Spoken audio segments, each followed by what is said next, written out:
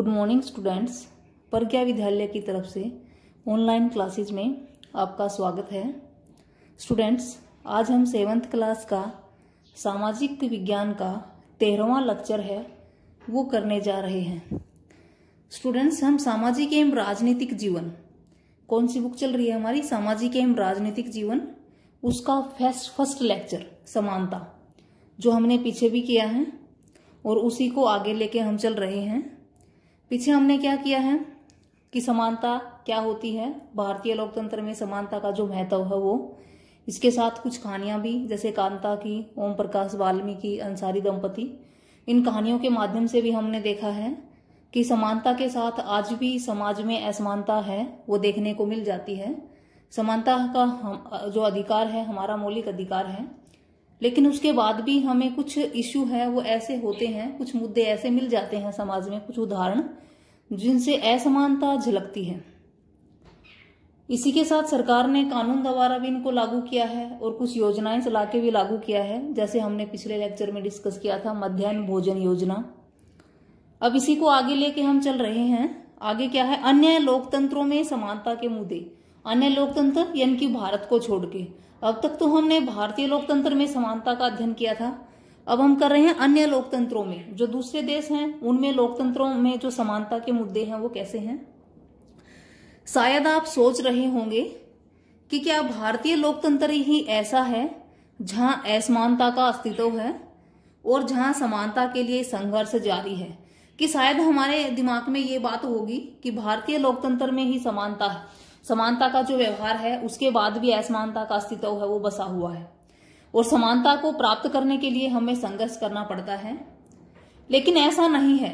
सच तो यह है कि संसार के अधिकांश लोकतंत्रीय देशों में समानता के मुद्दे पर विशेष रूप से संघर्ष हो रहे हैं। यानी कि ऐसा नहीं है कि भारतीय लोकतंत्र में ही असमानता का अस्तित्व है, बल्कि और भी संसार में अधिकांश ऐसे देश हैं जिनमें लोकतंत्र तो है लेकिन उसके बाद भी समानता को प्राप्त करने के लिए संघर्ष हो रहा है, संघर्ष किया जा रहा है। इसी का ये हम एक उदाहरण है संयुक्त राज्य अमेरिका, यूएसए जिसको हम बोलते हैं। संयुक्त राज्य अमेरिका में अफ्रीकी अमेरिकन लोग जिनके पूर्वज गुलाम थे और अफ्रीका से लाए गए थे, वे आज भी अपने जीवन को मुख्य रूप से असमान बताते हैं।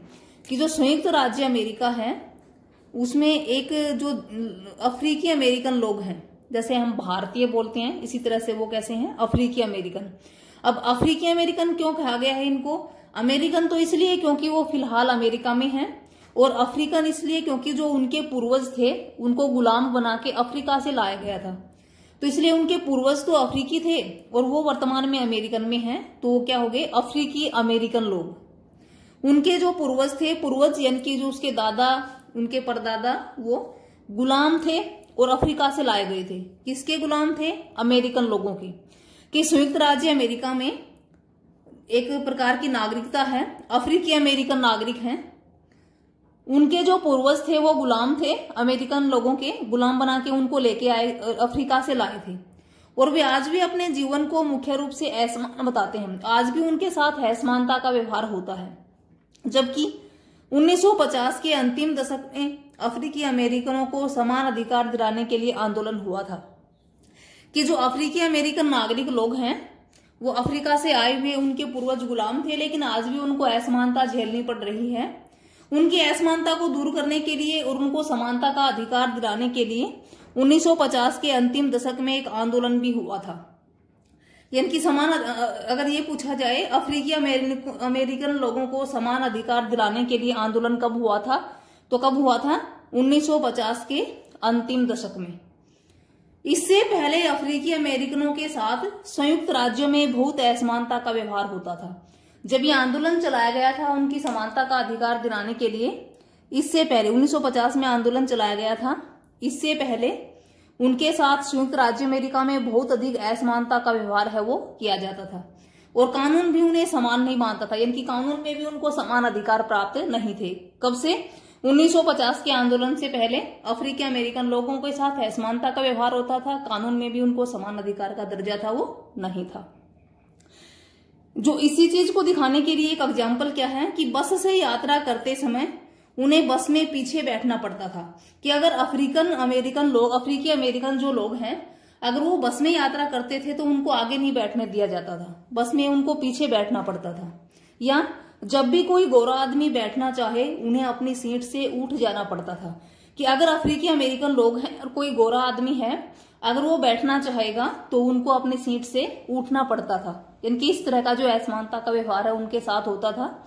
बस में उनको पीछे की सीट मिलती थी, अगर कोई गोरा आदमी है तो वो बैठेगा और उनको क्या होता था, खड़ा होना पड़ता था। रोजा पाकर्स एक अफ्रीकी अमेरिकन महिला थी।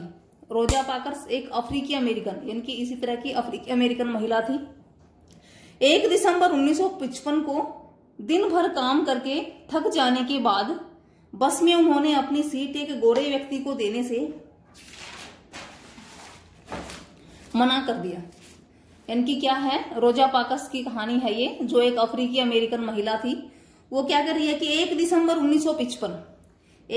1955 को वह दिन भर काम करने के बाद बस में यात्रा कर रही थी तो उन्होंने अपनी सीट एक गोरे व्यक्ति को देने से मना कर दिया कि गोरा व्यक्ति है उसको सीट देने से मना कर दिया, क्योंकि ऐसा ही होता था कि अगर गोरा व्यक्ति खड़ा है तो अफ्रीकन अमेरिकन लोगों को उनको सीट देनी पड़ेगी।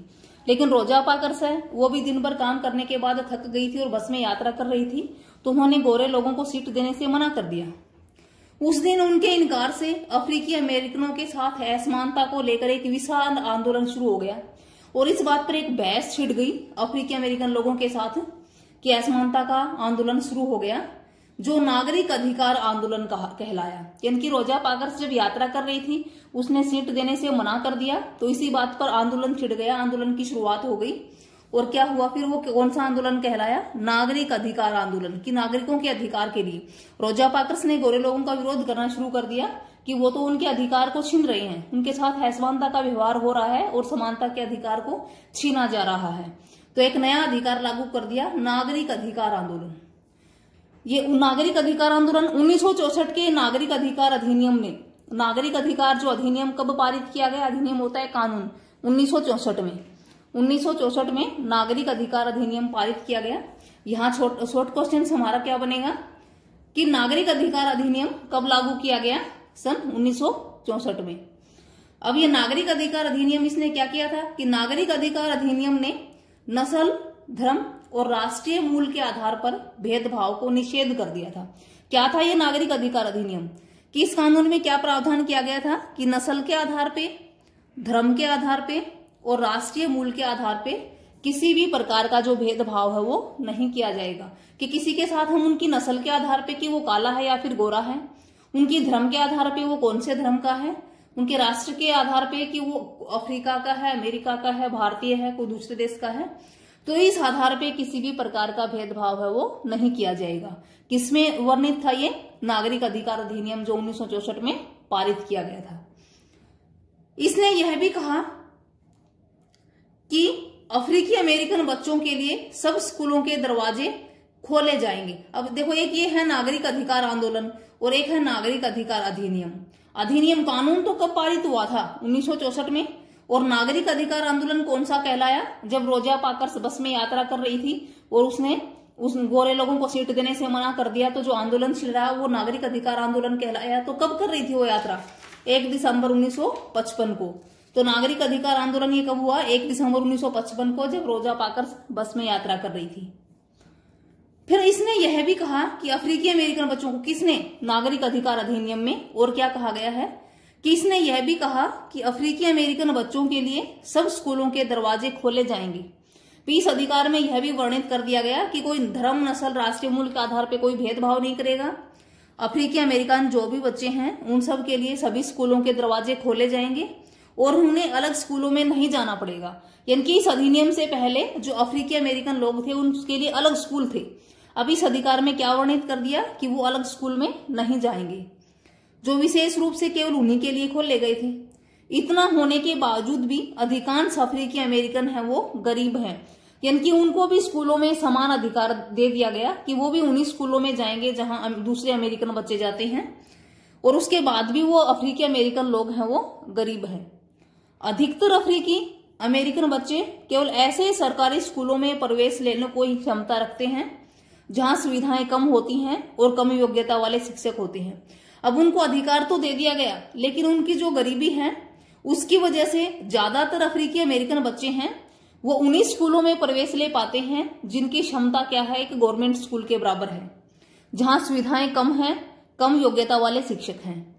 जबकि गोरे विद्यार्थी निजी स्कूलों में, प्राइवेट स्कूलों में जाते हैं, उन क्षेत्रों में रहते हैं जहां के सरकारी स्कूलों का स्तर निजी स्कूलों से ज्यादा ही ऊंचा है।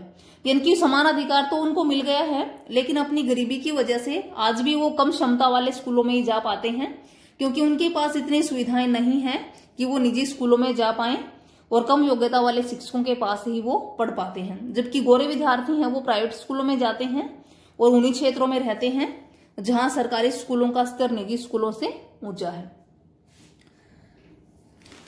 इसमें हमने क्या देखा कि जो लोकतंत्र में जो असमानता का मुद्दा है वो भारत में ही नहीं है, भारत से बाहर अगर हम अन्य लोकतंत्रों को देखें उसी में भी है। ये हमने कहाँ का एग्जाम्पल लिया, संयुक्त राज्य अमेरिका का एक उदाहरण लिया, जिसमें हमने बताया कि अफ्रीकी अमेरिकन जो नागरिकता के जो लोग थे, जिनके पूर्वज अफ्रीका से आए थे, जो गुलाम थे, उनके साथ बुरा व्यवहार होता था। इनकी समानता का अधिकार तो वहां भी वर्णित है, लेकिन उनके साथ फिर भी असमानता का व्यवहार होता था। तो इनकी इसमें ये बात दिखाई गई है कि भारत के लोकतंत्र में ही हमें समानता के लिए संघर्ष नहीं करना पड़ता, बल्कि दूसरे देश भी ऐसे हैं जहां लोकतंत्र में समानता को प्राप्त करने के लिए हमें संघर्ष करना पड़ता है। उसके बाद है लोकतंत्र की चुनौती, कि लोकतंत्र की चुनौती क्या है, चैलेंज क्या है लोकतंत्र के लिए। किसी भी देश को पूरी तरह से लोकतंत्र ये नहीं कहा जा सकता, कि कोई भी देश है उसको हम पूरी तरह से लोकतंत्र नहीं कह सकते। हमेशा से ही ऐसे समुदाय और व्यक्ति होते हैं जो लोकतंत्र को नए अर्थ देते हैं और अधिक से अधिक समानता लाने के लिए नए नए सवाल उठाते हैं, क्योंकि हर देश में, हर समुदाय में, कई व्यक्ति ऐसे होते हैं जो लोकतंत्र को एक नई परिभाषा देते हैं और उसमें कोई ना कोई परिवर्तन करने के लिए, कोई ना कोई समानता लाने के लिए सवाल उठाते रहते हैं। इसके केंद्र में वह संघर्ष है जो सभी व्यक्तियों को समानता और सम्मान दिलाने का पक्षधर है। यानी कि लोकतंत्र के लिए चुनौती क्या है, लोकतंत्र के लिए चुनौती वो समुदाय और वो व्यक्ति हैं जो हर रोज नए नए सवाल उठाते रहते हैं समानता को लेकर, असमानता को लेकर। और ये संघर्ष किस लिए है, ये इस तरह का जो संघर्ष है, ये जो आवाज उठाना है, इस तरह का संघर्ष ये किस लिए है, ये इस तरह का संघर्ष हमें व्यक्तियों को समानता दिलाने के लिए और व्यक्तियों को सम्मान दिलाने के लिए कर रहे हैं। Thank you students. ये हमने क्या देखा कि अन्य लोकतंत्रों में असमानता, जो अन्य लोकतंत्र हैं उनमें भी समानता और असमानता के व्यवहार को देखा, और इसी के साथ ही हमारा जो ये लेसन है कंप्लीट भी हो जाएगा। जो नेक्स्ट वीडियो है उसमें हम इस लेसन जो है उसकी एक्सरसाइज करेंगे, अभ्यास के जो क्वेश्चंस हैं उसी के साथ और भी जो एक्स्ट्रा क्वेश्चंस हैं इंपॉर्टेंट हैं वो भी करेंगे हम। लेकिन आपका जो होमवर्क रहेगा इसमें जो आज हमने क्वेश्चंस किए हैं ये आपको फेयर नोटबुक में राइट एंड लर्न करने हैं।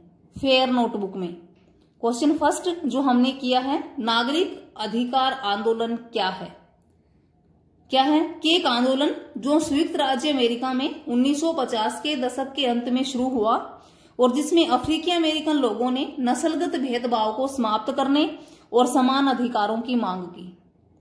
सेकंड, नागरिक अधिकार अधिनियम कब लागू हुआ? सन 1964 में। रोजा पार्कस कौन थी? एक अफ्रीकी अमेरिकन महिला थी।